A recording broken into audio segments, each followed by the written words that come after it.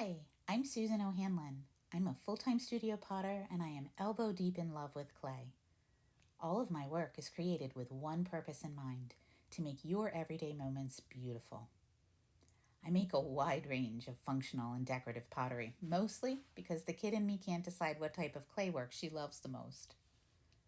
Some of my work is fired in my community arts center's soda kiln, some in my basement studio, and still more in my backyard raku kiln. I am infinitely curious and playful, and I love to make utilitarian pieces like serving dishes, compost bins, place settings, and noodle bowls. I make and teach techniques for decorative raku and sagar-fired pottery. Recently, I have been having a ton of fun exploring new techniques with colored clay, silk screening on clay, handcrafting ceramic beads for jewelry, and generally playing with joyful abandon in my favorite medium, mud. I am most proud of my art as activism piece on climate change. Planet B Ain't Pretty has won several awards, and it speaks from my heart. I've used this piece to spark conversations around climate change while raising awareness for Sunrise Movement, the nationwide youth-led movement for climate justice co-founded by one of our incredible children. Learn more about their work at sunrisemovement.org. I live in the southeastern region of Pennsylvania, where I teach workshops from my home studio and outdoor firing classes at a local community arts center. When I'm not playing with clay, I'm usually in the garden, in the kitchen, or cuddling with my dogs, Oakley and Bandit. When we rescued Bandit, we quickly realized that he had been traumatized by hunger. He was crazy possessive about his food. He ate so fast that he often choked and threw up, and always had terrible gas and bloating after meals. I looked and looked for a slow feeder product that met my standards and tried many that failed. Finally, I decided to make one for myself. I make the Bandit Bowl in 4 sizes for dogs and 1 size for cats. My customers love them because they are a safe, durable, and effective solution to minimize risk of bloat without resorting to plastic or stainless steel. Now, thousands of my happy 4-legged customers are eating more slowly and experiencing less anxiety around eating, all because our precious little Bandit came into our lives. So much love goes into every Bandit Bowl I make. I start with certified non-toxic clay, which I run through my pug mill and weigh out in portions to prepare for a throwing session. My pug mill saves my wrists from endless hours of wedging clay. I love her so much that I gave her a nickname. Meet Millie. Each bowl is thrown on the wheel using tools and measuring devices I've adapted to help achieve uniformity in size and shape from bowl to bowl. After throwing, the bowls are dried to leather hard on a rack for 1 to 3 days, depending on temperature and humidity in my studio. Once released, each bowl is placed on another wheel to remove excess clay and to smooth the bottom. This step is called trimming.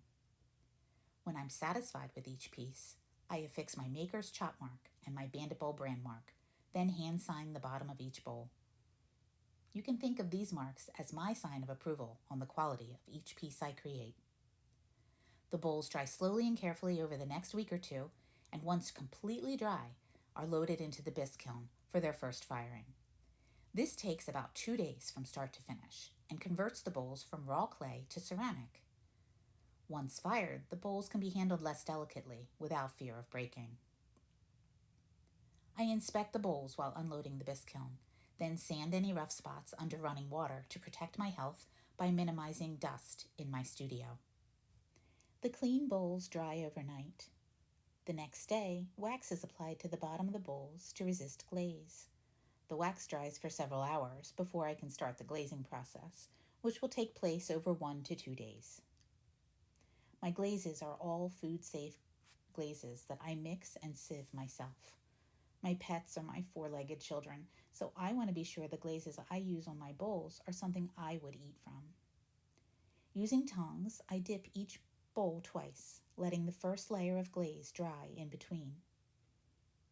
After the second glaze dip, the bottoms are wiped off and the bowls dry overnight.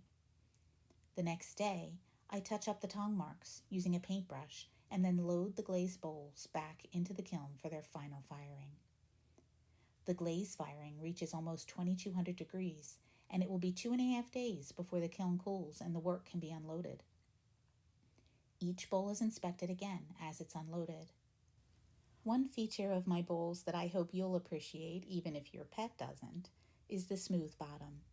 I wet sand the bottom of every Bandit bowl in 4 stages to protect your feeding surfaces. When you unbox your Bandit bowl, please touch the bottom and feel the love that went into your purchase. After sanding, the bowls are rinsed and left to dry overnight before packaging.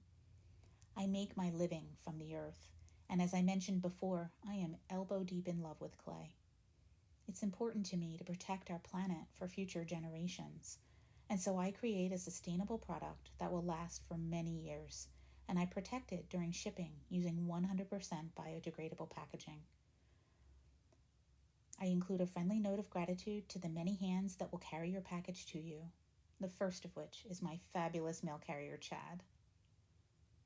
For every 20 Bandit bowls sent out into the world, I set aside one for donation to rescue organizations nationwide.